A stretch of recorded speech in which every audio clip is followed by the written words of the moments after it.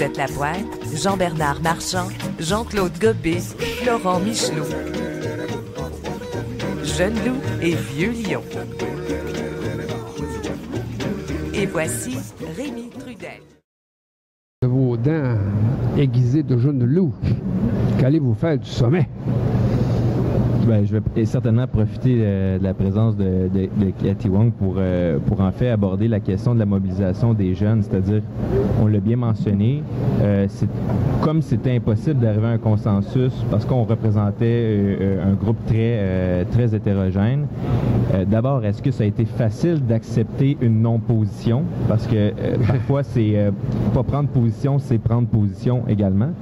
Mais après, est-ce que vous avez le sentiment que on comprend bien que l'objectif du forum, c'était d'outiller les jeunes, finalement, à prendre part au débat politique et même citoyen. Mais prendre part au débat, c'est aussi vivre avec les conséquences et des fois dire, ben c'est pas une finalité, il y aura d'autres étapes pour faire avancer nos idées. Est-ce que vous êtes outillés maintenant, peut-être que c'est trop tôt, mais pour reprendre le même groupe qui a été mobilisé sur ce sujet-là et dire, retournons à la table à dessin, il y a d'autres chantiers, on peut encore participer, ou plutôt, ça sera difficile d'aller voir les gens qui l'auront peut-être vu comme une fatalité ou une finalité en disant, ben, on a perdu, à quoi ça sert finalement de s'impliquer. Alors, c'est comme en 2 temps, là. C'est une excellente question que je me suis posée personnellement à la fin du sommet parce que c'est sûr que en tant que présidente du forum, c'est des questions qu'on veut se poser. On passe notre temps à mobiliser des jeunes et lorsqu'on arrive à des moments où justement on voit une démobilisation, il n'y a rien de plus frustrant que de constater que tout le travail qu'on fait finalement amène à créer plus de cynisme ou amène à créer plus d'indifférence par rapport à la chose politique. Je vais répondre à ta question en 2 temps. Tu sais, on s'est rencontrés à l'école d'hiver de l'Institut du Nouveau Monde où nous avons quand même mobilisé au-delà de 100 jeunes montréalais pour se rendre à Québec pour débattre de la question des frais de scolarité et de la question de l'enseignement supérieur. En revenant de cet événement, je me souviens, le ministre Duchesne avait fait un discours à ce moment-là et c'était clair à ce moment-là que la question de la gratuité scolaire avait été mise de côté. Nous, au Forum Jeunesse, on n'a pas pris de position sur la question des frais de scolarité, mais c'était clair qu'il y avait des jeunes qu'on avait mobilisés qui avaient pris position sur la question de la gratuité et qui voulaient que cet enjeu soit abordé. Dans notre retour à l'autobus, ce que nous avons constaté, c'est que le cynisme était installé. Des questions qu'on nous demandait, c'était à quoi ça nous a servi de nous déplacer jusque-là lorsqu'il y a déjà des positions qui ont déjà été prises et lorsque des sujets ont déjà été écartés.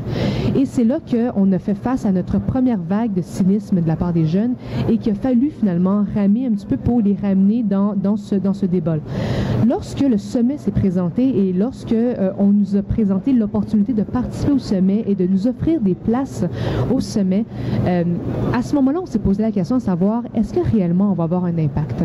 Est-ce que réellement, en participant au sommet, on va être capable de colorer et d'influencer les décisions? Et la conclusion à laquelle nous sommes arrivés, c'est il faut qu'on y participe et il faut qu'on essaie au moins d'influencer ces décisions-là pour qu'on puisse constater finalement si réellement on a réussi à influencer les décisions. Bon, nous avons participé au sommet. Le sommet en soi, je vous en ai parlé tout à l'heure, c'est un sommet qui a été rigide de sa façon, déjà planifié d'avance, avec des couleurs déjà présentées d'avance. Donc, c'est sûr qu'à ce niveau-là, on s'y attendait et il n'y a pas eu énormément de surprises. Cependant, une des positions à laquelle on tenait, c'était au niveau de la participation des jeunes à la gouvernance des instances décisionnelles de nos universités, un point auquel nous avons tenu et je pense un point auquel nous nous sommes fait entendre et qui va être appliqué. Il y a des chantiers qui ont été créés. Dans ces chantiers, nous, on va s'assurer que des jeunes vont siéger au sein de ces instances. Actuellement, on parle de 9% de jeunes qui siègent dans les instances décisionnelles des universités et 15% dans les cégeps. Nous représentons quand même 25% de la démographie et c'est pas vrai que seulement 9% vont continuer à représenter la proportion des jeunes dans les instances décisionnelles. Donc, nous allons continuer à nous battre à ce niveau-là pour avoir ces places au sein de ces chantiers et au sein finalement des autres instances décisionnelles au niveau de l'éducation. Et on peut même dire, mais c'est un autre débat là complètement,